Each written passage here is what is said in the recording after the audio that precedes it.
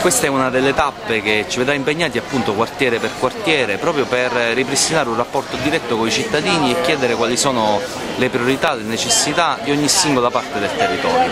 È chiaro che in tutto ciò facciamo rilevare come alcune questioni amministrative in questa città sono completamente sconosciute. Già abbiamo visto che molti non conoscono cos'è la rete wifi, perché in questa città l'accesso ai saperi è un tabù, molti si lamentano dell'effettivo servizio di differenziata che non esiste e soprattutto tutti ci dicono che non sanno come verrà ripristinata la Villa Belvedere e crediamo che anche qui la mancata partecipazione del cittadino ci porterà a posteriore a lamentarci, così come è accaduto a Piazza Duomo e nel Corso Umberto. Accanto a questo l'IMU con la determinazione dell'aliquota che non è stata coinvolgente rispetto al cittadino e il mondo del lavoro.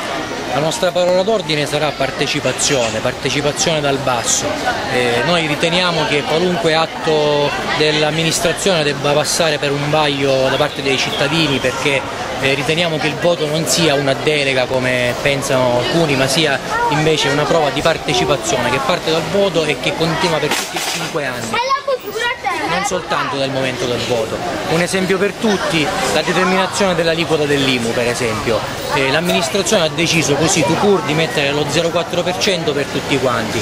Noi pensiamo che qualcosa di diverso si poteva fare, come per esempio fanno nel comune di Polistena, dove si parte da mettere il minimo per chi ha soltanto una casa o per chi per esempio in quella casa paga ancora un mutuo che è sua, quindi soltanto nella carta, e invece mettere l'aliquota massima su tutti gli edifici privati come ipoteche sfitte eccetera eccetera, che per esempio bloccano l'economia della città e che non producono niente. Invece si può mettere il massimo di aliquota sulle botteghe sfitte e poi mettere il minimo sulla povera gente che invece non ha come vivere.